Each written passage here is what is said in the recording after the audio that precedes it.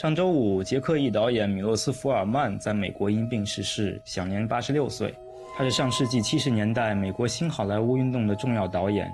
你可能没有听说过他的名字，但是你一定知道他的电影《飞越疯人院》。这部电影不仅赢得了5个奥斯卡奖，还打动了一代又一代的观众，成为所有受体制压迫而争取自由的人心目中的圣经。米洛斯·福尔曼在移民美国之前，就在捷克斯洛伐克拍摄低成本电影，是捷克斯洛伐克新浪潮运动的重要一员。《飞越疯人院》这部电影对我影响深远，也是我最喜欢的电影之一。我本来要做另一个电影的视频论文，鉴于福尔曼导演的突然逝世，临时决定做一个福尔曼导演的视频。我在 YouTube 上找到了2008年他在 Work Art Center 参加的一个由 Regis Foundation 组织的访谈节目。在这次访谈中，他讲述了自己儿时在暴政下生活的经历，爱上电影的过程，捷克新浪潮，移民美国后目睹的嬉皮士运动，以及和《飞越疯人院》这部伟大电影相遇的离奇经历。这里只是截取了访谈的一部分，有兴趣的观众可以根据视频末尾的字幕寻找观看访谈完整版。也希望你寻找福尔曼的电影观看，认识这位有趣的导演。I was 10 years old. My brother, who is 12 years older than I am, he was a set designer in a small touring theater company. And every time they were in the town I was living at the time, at that moment, he took me backstage. I was 10 years old, little kid, nobody paid any attention to me. So I spent all the evenings in the ladies' dressing room. And I was fascinated. Like the young Bob Fosse. Yeah. You know, all that. They were changing costumes, you know, in front of me. And the fragrance of makeup and everything. And they were goddesses to me. You know, these singers and dancers. Operetta, you know, fluffy music, you know. And then I noticed that there is one man there whom all these goddesses are looking up to like he was a super god. And my brother asked me, I asked my brother, who is the man? And he says, oh, he's a director. That was it. I want to be a director. So?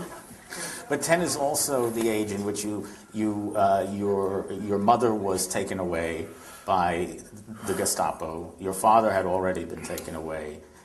What happened to you after that? Well, that was, I learned how to, that's a very good school for future filmmakers, how to live out of the suitcase. Because I spent, the rest of the war years, one of these wars in the last century, living with relatives or friends of my parents, After the war, I went and lived for 4 years in the boarding school for the kids orphaned, by the war. And also I saw my first movies because, before the war I saw only Snow White. And I was 6 years old, and strangely enough I saw, one Sunday, it was 38, the clouds of the Nazi, was already hanging over Czechoslovakia, so it was a sort of patriotic thing. My parents took me one Sunday afternoon to see, and it was 38, the sound was already, it was a silent version of the most popular Czech opera.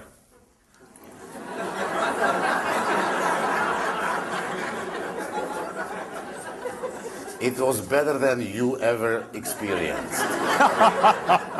Because, it's such a popular opera, everybody knows it. After a few moments, people started to sing with the silent film. It was such a magic, And that for me, it was, that's what the movies are about. I show some photographs and people will sing. So that was, incredible. So after the war, during the war, nobody gave me money to see Nazi propaganda films, of course. So the first films after that I saw after the war, and so I went to see silent movies. I went to see, and that was instrumental for my passion for movie making. Buster Keaton, Charlie Chaplin, Laurel and Hardy, Harold Lloyd, Ben Turpin, you name them all, you know. So and then, you know, faithful to my ideas of dominating the operetta, you know, stars and subrettas, I applied to the drama school to become a stage director.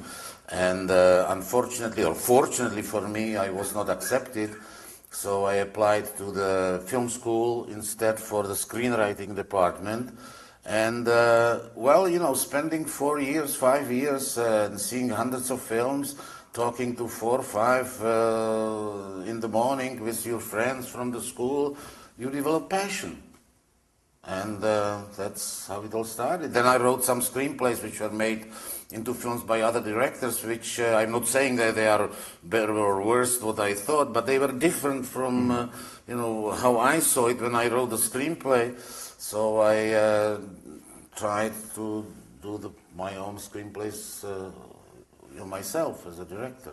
Well, I think some people who've been coming to the retrospective have already seen Black Peter, and that was a film that was partly inspired by one of these situations you found yourself in when you were living with relatives, if I'm not mistaken, that you were living with an uncle who was a grocer, and you became this kind of plainclothes security kind of person.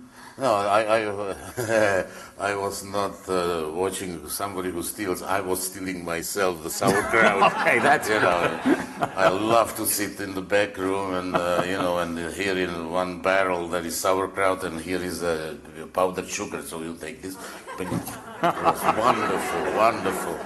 No, but you know, that was my experience of his. You know, my uncle owned a small.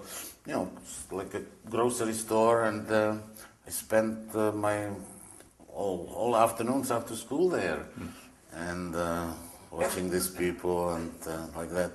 So yeah, that then Black Peter was written. It was a novel written by Jarda Papoušek, a friend of mine, and in the same milieu, but you know, we transformed it into the 60s situation. When you know, the communists in full force was dominating all the economy, so everything was nationalized, and of course, when something is nationalized, people steal like crazy, you know, because it doesn't belong to anybody; it belongs to us. So, you know. Something that's really recurring in all of your early films and in some of the later ones too, which is this attempt of one generation to understand the other, or the failure of one generation to understand the other. Parents and children. In Black Peter, you have the father constantly berating the son for being a layabout and not wanting to do hard work. And I'm wondering if the fact that you yourself sort of had all of these adoptive parents and sort of different living situations, if you had, you know, a special insight into these kind of relationships because you had lost your own parents and you were witnessing so many other kind of situations, different family situations as you went through your life. Well, yeah, sure, you know, I'll tell you, it's much easier to lose parents when you're a child than when you're an adult. Because as a child, you don't really realize what's happening. It's, you know, the finality of life, you don't comprehend that, you know. So, on one hand, I was living with different families where I was watching what's going on there, and it's a paradox, you know. People were nice to me because I was this poor orphan. We have to be nice to him, or to my own child, you know, I would be harsh.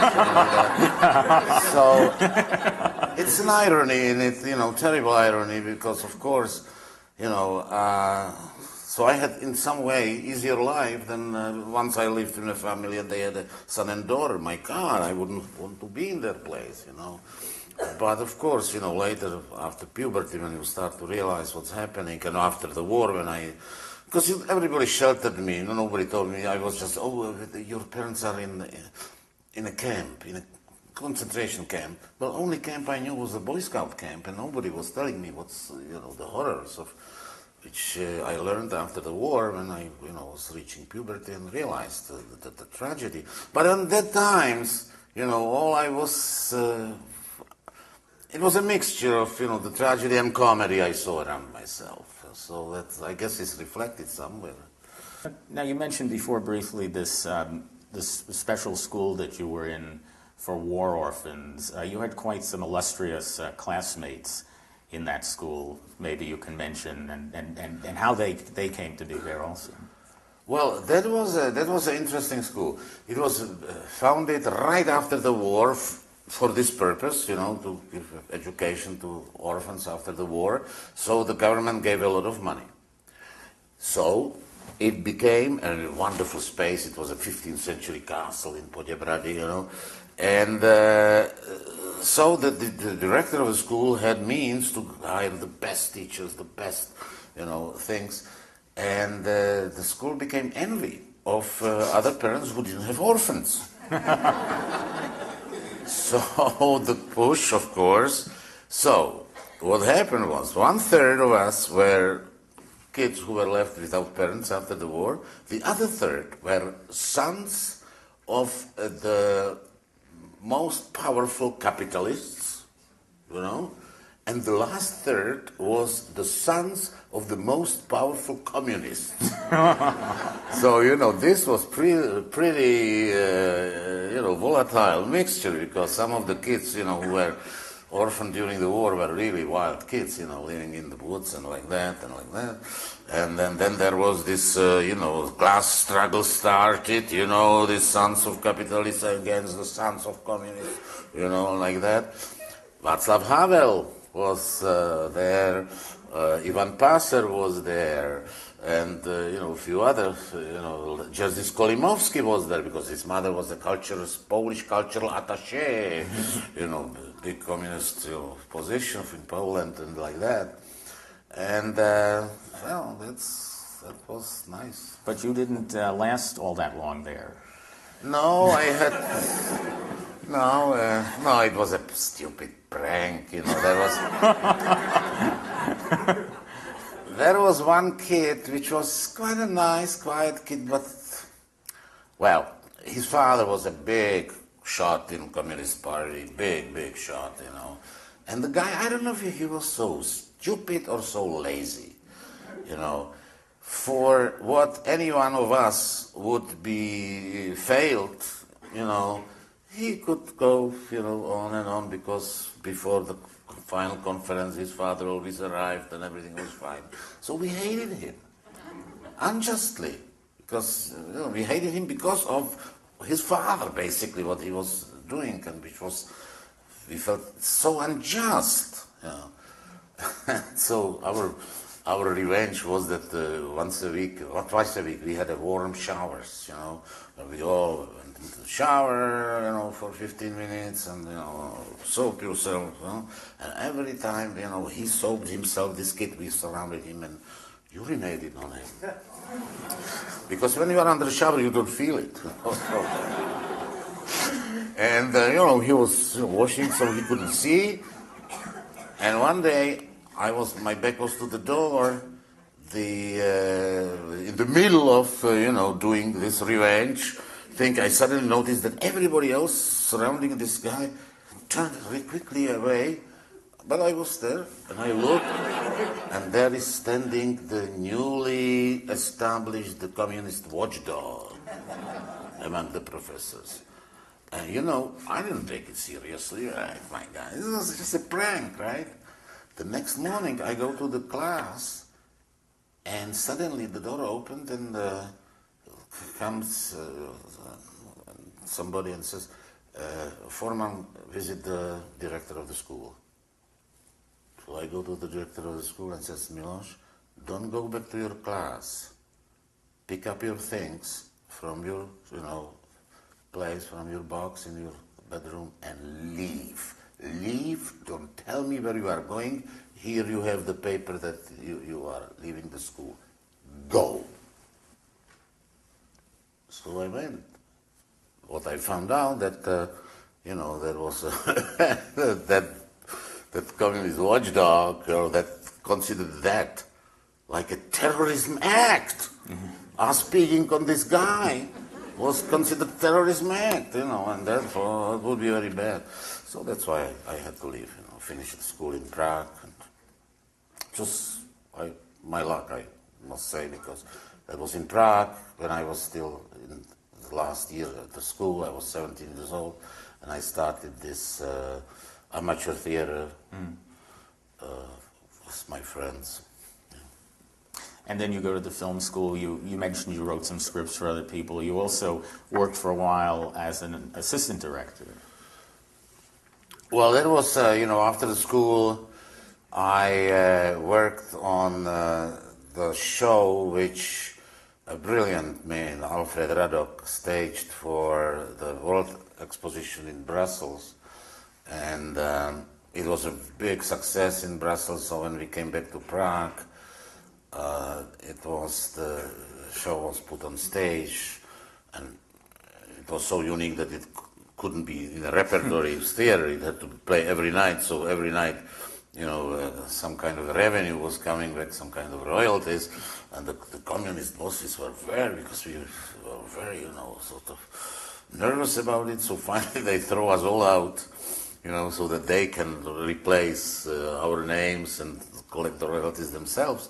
So I was thrown out and disgraced to the extent that the only way to go back was to restart as the third assistant director, and which I did, and worked slowly my way up. In a kind of strange turn of events, you were kind of making two films at the same time. You were making Black Peter, but you were also making half of the film that's called Audition. How did that all come about? How did you get that that start to transition from writing screenplays and assistant directing to doing your first feature? Well, Audition, we started it with my own. I bought a 16mm camera, very primitive, very heavy, clumsy camera, and started to make a home movie for my friends who were running a small musical theater, because I thought, look, they were very apprehensive. To do that. So listen, when you will be 60, 70 years old, you will be happy to see yourself as a young kid doing a theater. So I said, all right. So I started this film in an amateur way, with my own camera, with the record player, which was not in sync with the camera. I don't know if any one of you saw this film Audition. You can see the jumps in, because we had to synchronize the sound with the picture. And when I had a lot of material on the camera, I showed it at the studio, and fortunately I was lucky that the studio said, okay, we'll give you some money to finish it professionally. So that's what we did. And then I came with this Black Peter screenplay in the studio, and they said, okay, but well, we'll have only this amount of money. So I again had to go for non-professional actors and like that. Basically, the reaction of all of us who started in the early 60s making movies was not to follow our idols, but it was a reaction to the stupidity and superficiality of these so-called social realism movies. So, like in my first films, which are basically semi-documentaries, competition, I didn't care about the story. It's all just to see real faces, real people on the screen doing the human things was enough for me. I was fascinated. And I guess, that this is the result, that, to show life as it is around myself in the, society I'm living, to see the real people doing the real things, living the real emotions, that was it, just to capture that. And of course, there were other filmmakers in Czechoslovakia who were trying to do a similar thing around the same time, and people started to talk about a Czech New Wave, like there had been the French New Wave. How much awareness did you have of these other filmmakers when you were starting out? Were they people you knew? Did you have a feeling, of this movement before the rest of the world was catching on to it? Oh, it was a wonderful period in one sense that because we were all in the same danger. First of all, we were lucky because everyone was different. Each one, Hitler was different from Jireš from Passer from Nemec from me, from Juracek. So that was not reason for competition or jealousy. For this reason, plus the fact that attack and the establishment tried to quelch, to suppress this filmmaking. So attack on one was attack on all of us. So we really stuck together. And thanks to the reaction to our films abroad, including the New York Film Festival was very instrumental, Cannes Film Festival, French film festivals, that suddenly it was difficult for the authorities to pretend that this is something which can be dismissed. And plus, these were the only movies which brought some hard currency to the country, which for other countries, were buying. So that was the situation which saved us. So like Black Peter, you have what you say, the idea that if everything belongs to everyone, why not steal it? But you got away with Black Peter, all right. And in this film, you got into some trouble. Well, yeah, didn't get away with this one. Yeah. No, it was briefly released in July '68, and in August 21st, '68, the Russian invaded Czechoslovakia, and the film was banned officially forever. And is it still banned? No. The forever in communist vocabulary means 20 years.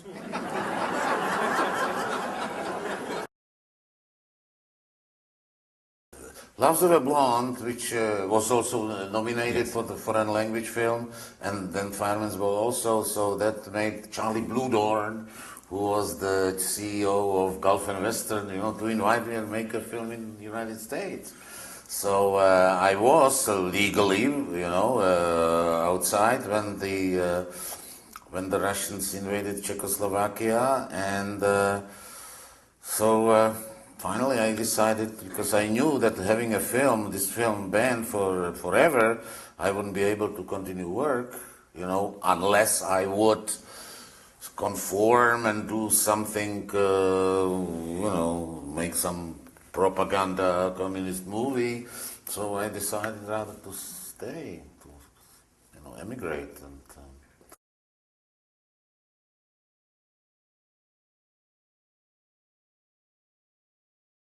But I was very lucky. I was very lucky because that was exactly the time when Dennis Hopper's film, Easy Rider, was released. Film which was made for peanuts and made millions. So Universal got the right idea. Well, why don't we, if these guys, these strange characters like Dennis Hopper, Monty Hellman, these suspicious authors, if they can make a film for peanuts, yeah, we have peanuts. So they gave me a peanut, and I made thinking of. I was fascinated by this. It was called hippie movement, right? It was just a colorful, scene of New York in those times, and all this, ideas of freedom and all that was so appealing to somebody from communist country that, I said, okay, I can't do hair, but let's do something about this kind of, let's do about a hippie, about a runaway kid, And Jean-Claude Carrière was in Mexico working with Buñuel on something on his way. He came to New York, and we started to investigate what could the story be about. So we started to, go into the Lower East Side and talk to these hippies, only to find out that these kids are very boring. That their parents are much more interesting because they are in the dramatic situation. These kids, they lie in some kind of crash pad, smoking pot, looking at the ceiling, and once a day they go panhandle outside on the streets to buy some bagels and return to the crash pad to stare at the ceiling. While the parents were running around like crazy trying to find their children. So that's why we concentrated on the parents more than on the kids. Well, I'm also wondering, by that time you were a father yourself. Did that in any way shift your perspective where, these earlier films were very much from the adolescent perspective, Loves of a Blonde and Black Peter, and the adults were kind of very aloof and they were sort of the enemy of the young people, and then in taking off, you're seeing it through the adults' eyes, and there seems to be more sympathy for the older generation than there is in those earlier films. You are absolutely right, because I felt guilt. I abandoned my children. I left to America, but I didn't dare to take the children away from the mother, and they lived in Czechoslovakia.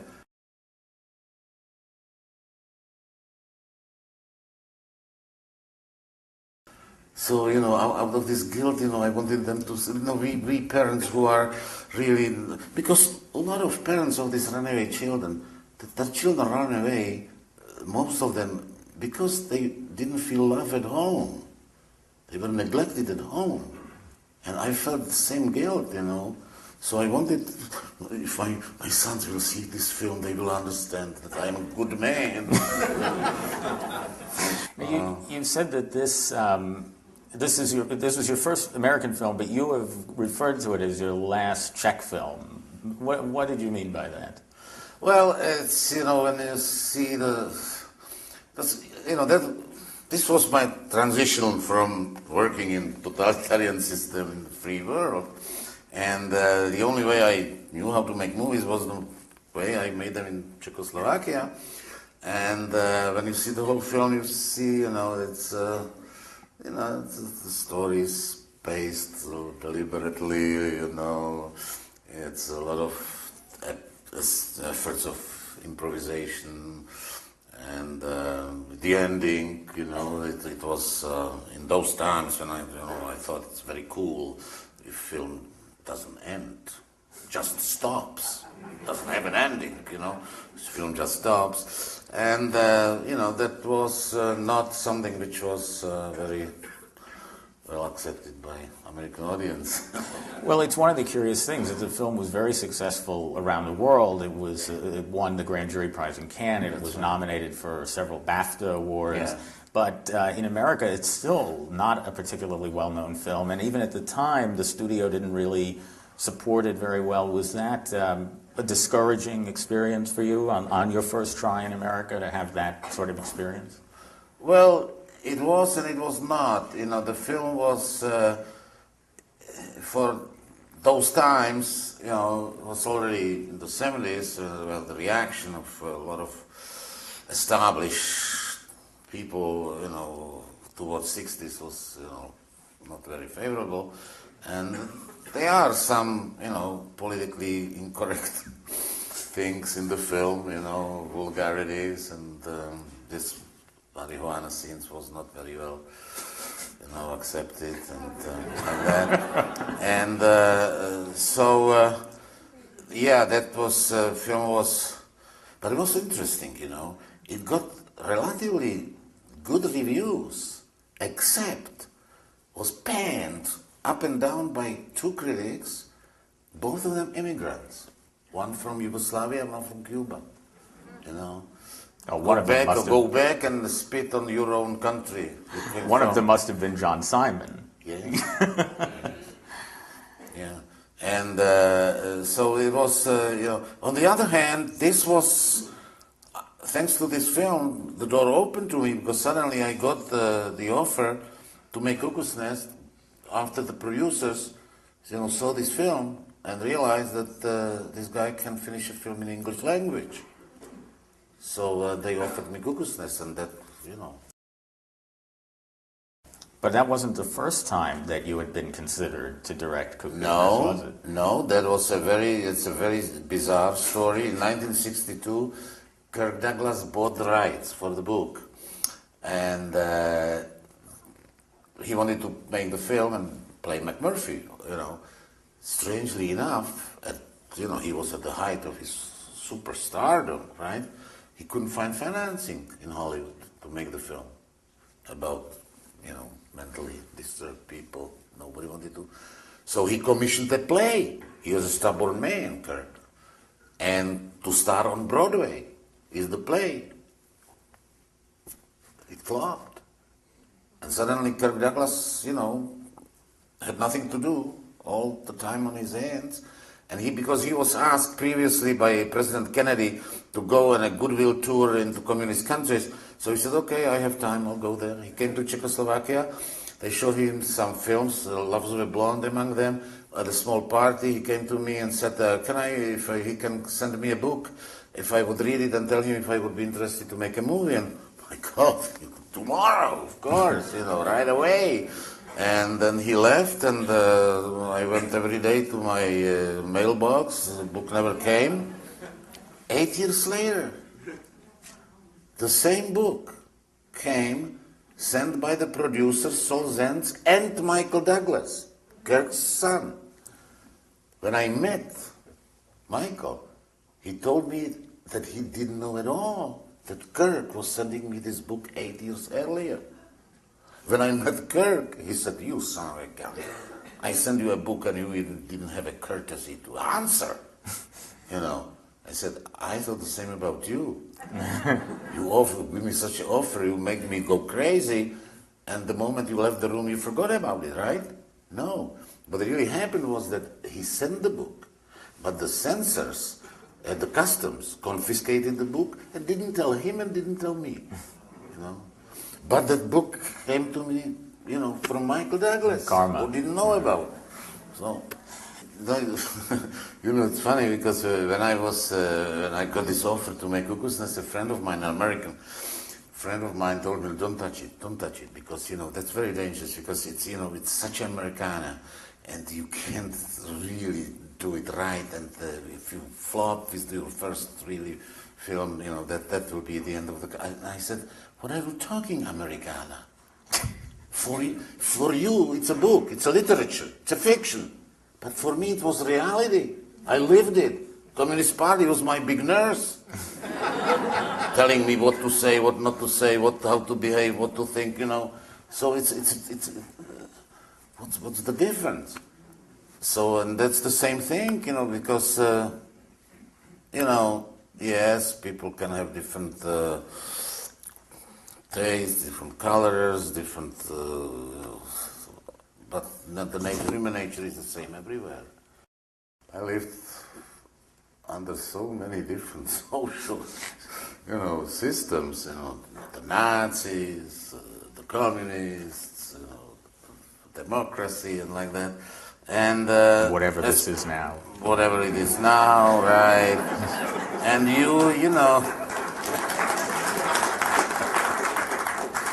and especially when you live on the Nazis and the communists, you realize that, the biggest conflict an individual has is not with other individuals, but with institutions. And that somehow, makes me very compassionate to individuals who fight institutions.